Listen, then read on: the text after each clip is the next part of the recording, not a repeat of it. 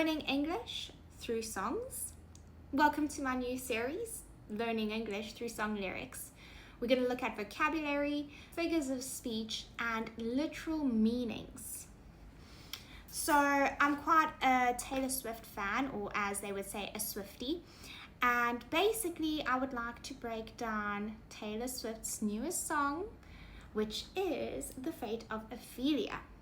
Generally speaking, it could be for B2, level B2 learners, upward. So without further ado, let's begin. We're looking at The Fate of Ophelia. Let's break down the title before I play any music, okay? So, fate. It might be a word you're familiar with, but in case you're not, I want to give you the definition. Fate is basically someone's perceived life events to come based off of what they have experienced and where they are now. Ophelia is not actually a fictional character. So a quick correction. Ophelia is actually a fictional character in William Shakespeare's play, Hamlet, she was diagnosed with erotic melancholia. I do believe that Taylor Swift was inspired by this because she could relate to it due to her terrible dating history. She's referring to Ophelia as who she was in the past, in her past relationships, and because of her past relationships. So yeah, the song is mainly about that and her transition from that phase in her life to her new phase in her life with her now fiance Travis Kelce. All right, so let's go. Let's break the song down, shall we? As legend has it you. Okay, now legend, it can be used in a slang term for native English speakers, but she's referring to legend as a historic story that is famous but not true. That is the definition of legend. So she's saying, according to legend, you are quite a pyro, or the pyro. And when she's saying pyro, she's referring to the word pyromaniac. Now, a pyromaniac is someone who likes to set things alight, who likes to set fire to things. Okay. Okay, so she's saying, if you never called for me, I might have drowned in the melancholy. So what is melancholy? Melancholy is essentially just deep sadness or gloom. And obviously, it's a figure of speech because you can't drown in a feeling, okay? So when she says I might have drowned in the melancholy, she's saying that, you know, she was already mainly sad and gloomy, and if he hadn't come along, she would have felt even worse than she already did.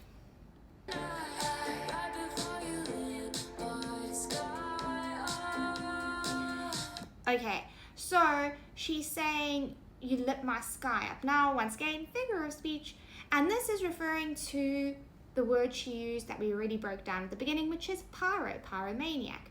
So by her saying he lit her sky up, is her saying that she was in a dark place, all right, and he created brightness. She was sad, he brought happiness. He makes her happy.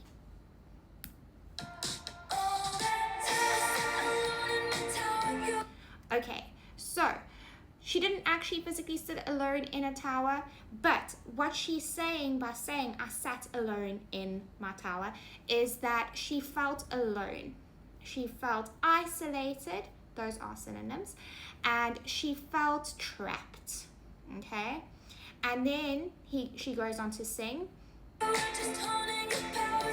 you were just honing your powers, okay? Honing, another word here for the vocabulary glossary. Honing is basically to perfect or refine. It's to grow. Yep. Powers, naturally, he's a human being. He does not have powers. It is a figure of speech, and what I perceive her to be referring to as powers is his ability to make her feel the way that she does in a positive way. his ability to be kind, probably to be patient. His powers are his positive personality traits. Save my heart from the fate of Ophelia. So we've spoken about the meaning of fate and Ophelia, and basically she's saying, you saved my heart from the fate of Ophelia. You saved me from being lonely and sad. Put your allegiance to your hands, your team, your vibes. So she's saying pledge allegiance. Basically, that is quite an American term, but it's saying he openly and proudly commits to his hands. So figure of speech, it's what he does. Everything he does physically, he openly and happily commits to. And then when it comes to his team, he is obviously a famous football player. So she's saying that he is very committed to that proudly and openly as well. And then vibes.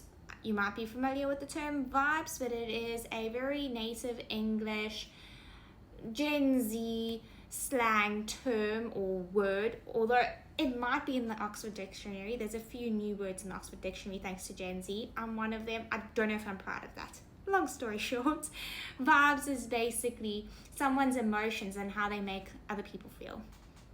Love was a cold bed. This is one of my favorite metaphors that she uses. She's saying love was a cold bed, okay? So she's already referring to love as a bed. So if you think of a bed, you think of something that is comfortable, that's safe, that makes you excited to go home, a place that you spend majority of your time. But then she's describing the bed as cold, okay? Which then makes you think, okay, nobody likes a cold bed. A cold bed does not sound comfortable at all, and it doesn't sound like something to be excited about.